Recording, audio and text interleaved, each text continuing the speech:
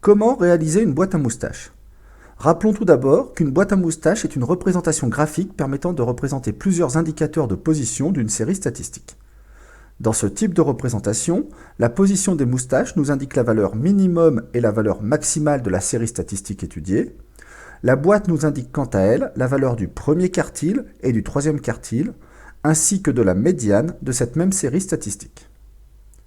L'intérêt de ce type de diagramme est qu'il permet de visualiser d'un simple coup d'œil l'étendue et surtout l'écart interquartile d'une série statistique, chose qui nous sera très utile pour comparer différentes séries statistiques entre elles.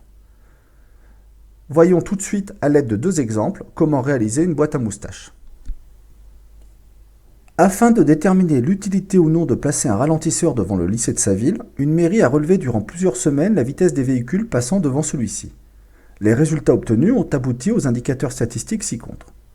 Au vu des données obtenues, la municipalité doit-elle décider ou non la construction d'un ralentisseur? Ici, je connais déjà la valeur des indicateurs de position nécessaires à la réalisation d'une boîte à moustaches. Je peux donc très facilement réaliser celle-ci. Je commence par choisir une échelle adaptée aux données en ma possession. Je réalise ensuite le corps de la boîte à l'aide du premier et du troisième quartile que je relie entre eux. Notez que la hauteur de la boîte n'apporte aucune information sur la série étudiée.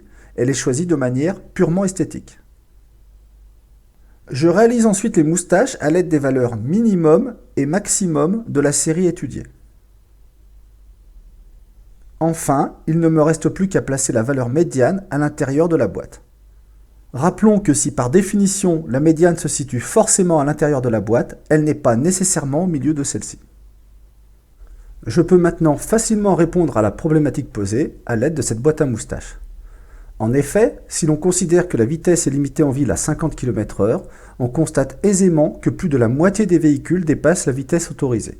L'installation d'un ralentisseur semble indispensable. Voyons tout de suite un deuxième exemple.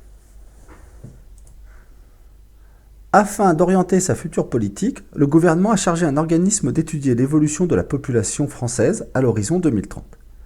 Les résultats de cette prospective sont présentés dans le tableau ci-dessous. Quelles évolutions peut-on prédire pour la population française à partir de ces données? Ici, je ne dispose pas des indicateurs statistiques permettant de tracer directement des boîtes à moustaches. Il faut donc commencer par les calculer. Pour ceux qui ne sauraient pas comment faire, je vous invite à regarder la vidéo en lien dans la description. Rappelons que seule la valeur minimale, le premier quartile, la médiane, le troisième quartile et la valeur maximale nous seront utiles pour tracer les boîtes à moustaches correspondant à ces données.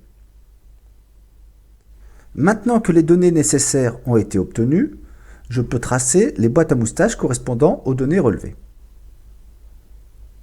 Je commence par déterminer une échelle adaptée aux données du problème, puis je trace la boîte à moustaches correspondant à l'année 2010.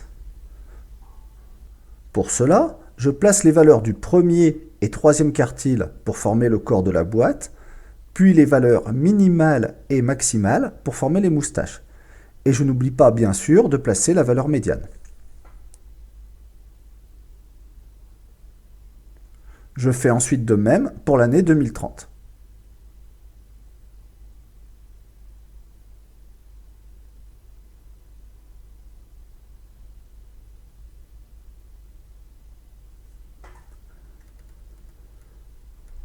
L'observation de ces deux boîtes à moustaches nous apprend plusieurs choses. Tout d'abord, on observe que les deux boîtes présentent le même premier quartile. Cela signifie que la part que représentent les jeunes vis-à-vis de la population globale reste constante. Ensuite, on observe que la boîte de 2010 est plus étroite que la boîte de 2030. Du point de vue de l'âge, la population de 2030 sera moins homogène qu'en 2010.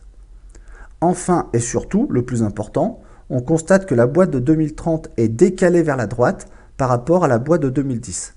Cela signifie qu'il faut s'attendre à un net vieillissement de la population d'ici 2030. Voilà, vous savez maintenant réaliser des boîtes à moustaches et vous avez pu constater à l'aide de ces deux exemples que cela ne présente aucune difficulté.